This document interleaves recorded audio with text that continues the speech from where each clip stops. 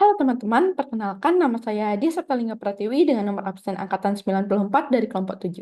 Di sini saya akan mempresentasikan esai yang telah saya buat yang berjudul Strategi Pembelajaran Interaktif dalam Optimalisasi Pendidikan Kedokteran untuk Deteksi Dini dan Penata Laksanaan Tuberkulosis di Fasilitas Kesehatan Primer.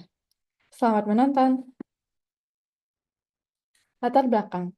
Tuberkulosis merupakan penyakit infeksi yang mudah menular dan masih menjadi salah satu tantangan besar bagi sistem kesehatan global, termasuk di Indonesia. Menurut laporan dari World Health Organization, Indonesia termasuk dalam 5 negara dengan tingkat beban tuberkulosis tertinggi di dunia. Menurut Indana et al. Tahun 2024, kurangnya metode pembelajaran yang efektif serta keterbatasan sumber daya manusia yang memiliki pemahaman mendalam tentang tuberkulosis masih menjadi tantangan besar dalam pendidikan kedokteran. Nah, hal ini menunjukkan perlunya strategi pembelajaran yang lebih inovatif dan aplikatif agar calon dokter mampu mengenali, mendiagnosa, serta menangani tuberkulosis secara tepat sejak dini, terutama di tingkat pelayanan dasar. Adapun kelemahan metode pembelajaran tradisionalnya, yaitu yang pertama, dominasi ceramah dan literatur pasif. Nah, di mana metode pembelajaran tradisional seperti ceramah satu arah dan studi literatur masih sangat dominan.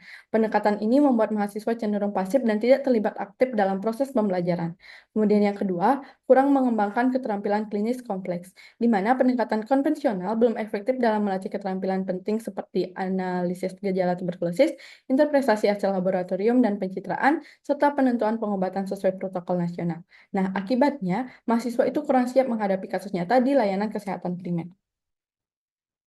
Jadi kurangnya interaksi dan pengalaman konseptual membuat mahasiswa kesulitan mengaitkan teori dengan praktik nyata, terutama dalam menghadapi kasus klinis seperti tuberkulosis. Nah, akibatnya inilah saat terjun ke dunia klinik yang kompleks dan dinamis, mereka sering kesulitan mengambil keputusan yang tepat karena belum terbiasa berpikir kritis secara sistematis dan juga sesuai dengan konteks pasiennya. Kemudian ada strategi pembelajaran interaktif sebagai solusi, yaitu yang pertama ada case-based learning, di mana mahasiswa itu belajar menganalisis kasus yang nyata contohnya di tuberkulosis, sehingga terbiasa berpikir kritis dan klinis.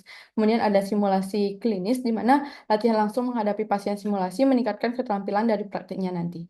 Kemudian ada diskusi kelompok. Nah, diskusi kelompok ini akan membentuk kolaborasi antara mahasiswa dalam memecahkan masalah klinis. Dan yang terakhir itu teknologi digital. E-learning dan telemedicine memperkaya sumber belajar dan akses ke kasus nyata nantinya. Kemudian ada tantangan implementasi, yaitu yang pertama, keterbatasan infrastruktur dan sumber daya. Di banyak institusi, fasilitas pendukung seperti ruang simulasi, perangkat teknologi, atau akses internet masih terbatas. Hal inilah menjadi hambatan utama dalam menerapkan metode interaktif secara optimal.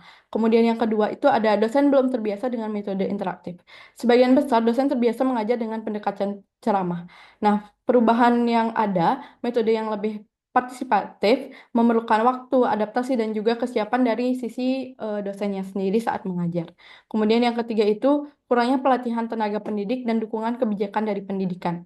Banyak dosen belum mendapatkan pelatihan yang cukup tentang strategi pembelajaran interaktif, ditambah lagi belum semua institusi itu memiliki kebijakan pendidikan yang mendukung transformasi metode belajar ini secara menyeluruh. Menurut Pradipta et al. Tahun 2022.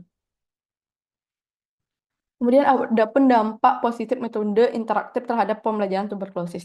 Yang pertama itu mahasiswa itu lebih siap menghadapi kasus klinis tuberkulosis yang kompleks. Kemudian yang kedua, meningkatkan rasa percaya diri dan kolaborasi antara mahasiswa. Ketiga, peningkatan kemampuan berpikir kritis, analitis, dan pengambilan keputusan. Dan yang terakhir itu pembelajaran lebih bermakna dan relevan dengan praktik kedokteran nyata karena mereka langsung dihadapkan dengan pasien, jadi mereka lebih terbiasa dan akhirnya.